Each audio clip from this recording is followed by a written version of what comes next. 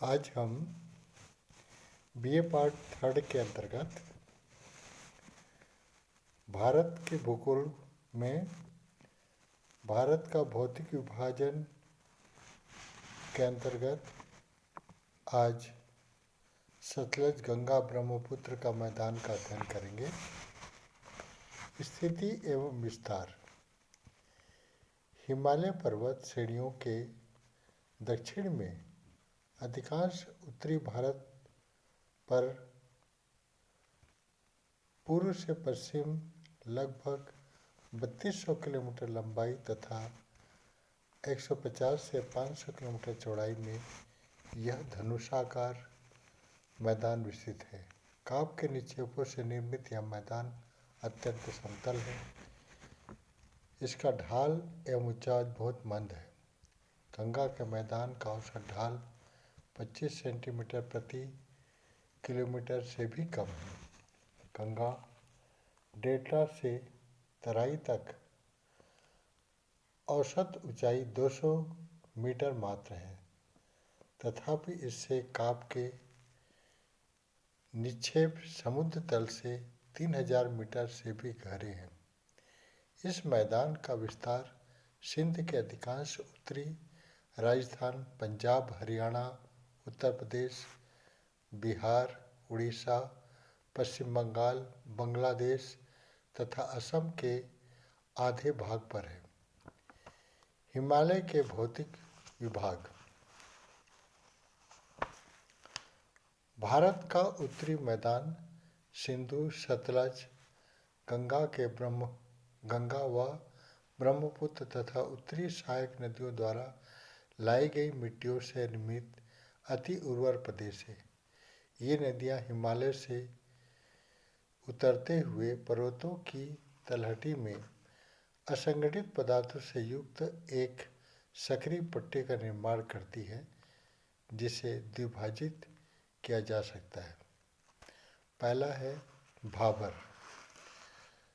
शिवालिक श्रेणियों के बाह्य ढालों पर नदियों द्वारा लाई गई कंकरीली बलुई मिट्टी के निक्षेप भाबर कहलाते हैं। शिवालिक को पार करते हुए अनेकों छोटी जलधाराएं कंकड़ व बजरी युक्त धरातल में विलुप्त हो जाती है तथा पर्याप्त दूर तक वे भूमिगत जल की भांति प्रवाहित होती है। भाबर की यह पट्टी लगभग 8 किलोमीटर चौड़ी है। दूसरा है तराई। भाबर प्रदेश के आगे अदृश्य रूप में प्रवाहित जलधारा पुनः धरातल पर प्रकट होती है, जिसे तराई क्षेत्र कहते हैं। ढाल की कमी के कारण यत्र तत्र दलदली पाई जाती है।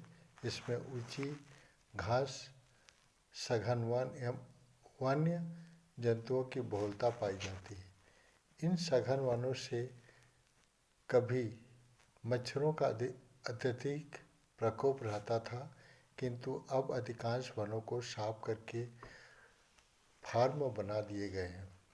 अरावली श्रेणियाँ सिंधु तथा मध्य तथा गंगा ब्रह्मपुत्र नदी के क्रम के मध्य जल विभाजित कार्य करती है। तदनुसार उत्तरी मैदान को निम्न प्रकार से विभाजित किया जा सकता है। पहला है पश्चिमी मैदान। इसका निर्माण अरावली के पश्चिम में सिंधु नदी क्रम द्वारा हुआ है। यह मैदान पाकिस्तान के अधिकांश पंजाब व सिंधु प्रांत में विस्तृत है। इस मैदान में मिट्टी के टीले अधिक पाए जाते हैं तथा इनके मध्य कहीं कहीं निम्न भूमि पाई जाती है, जिसे तल्ली कहते हैं। वर्षा काल में जल पूर्ण होने पर झील निर्मित होती है, जिन्हें ढाठ कहते हैं। पश्चिम मैदान एक शुष्क भूखंड है। दूसरा, पूरी मैदान।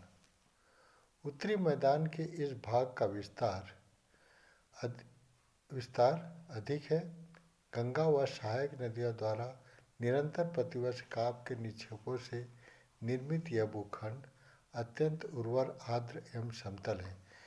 इसका क्षेत्रफल 3.5 लाख किलोमीटर से भी अधिक है। धरातली उच्चावच के विस्तार से इस मैदान को विभाजित किया जा सकता है। दूसरा, पहला बागड़। यह प्राचीन काल से निर्मित अपेक्षाकृत उच्च भूभाग है, जहाँ सामान्यतया वर्षा काल में बाढ़ का जल पहुँच नहीं पाता। पंजाब व उत्तर प्रदेश में बागड़ भूमि का अधिक विस्तार पाया जाता है। दूसरा है खादर।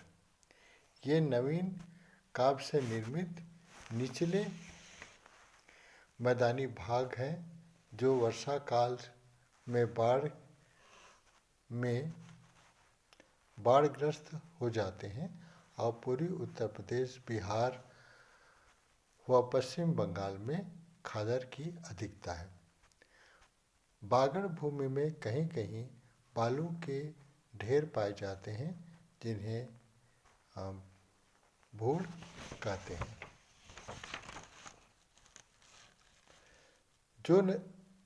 दो नदियों के मध्य की भूमि को दोआब कहते हैं। उत्तर प्रदेश, राजस्थान, पंजाब में शुष्क भूमि पर कड़ी, नमकीन व क्षारीय मिट्टियों का विस्तार पाया जाता है। इसे रे या कलहर कहते हैं। जल प्राप्ति के पश्चात तत्काल वाष्पीकरण के कारण रे उत्पन्न होता है। गंगा व ब्रह्मपुत्र नदियाँ मिलकर एक विस्तृत डेल्टा का निर्माण करती है, जिसका क्षेत्रफल लगभग 1.86 लाख वर्ग किलोमीटर है। यहाँ सूक्ष्म काप के बहुत गहरे निक्षेप पाए जाते हैं। समुद्र के ज्वारी जल के कारण इसका अधिकांश निम्न भाग दलदली रहता है, जिसे बील कहते हैं। उभरे हुए उच्च भाग चार कहलाते हैं। इन्हीं उच्च भागों में मानव अधिकांश पाए जाते हैं। निम्न दलदली भूमि का उपयोग जूट बोने के लिए किया जाता है। तीसरा, ब्रह्मपुत्र का मैदान। गंगा डेल्टा के उत्तरी पूर्व में हिमालय एवं गारो श्रेणियों के मध्य ब्रह्मपुत्र नदी का लंबा व पतला मैदान स्थित है। ब्रह्मपुत्र के जल में मिट्टी की मात्रा अत्यधिक होती है।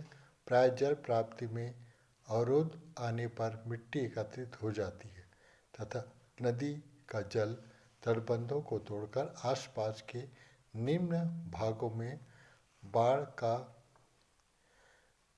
प्रलयकारी दृश्य उपस्थित करता है। ब्रह्मपुत्र के मार्ग में अनेक लघु द्वीप बन गए हैं।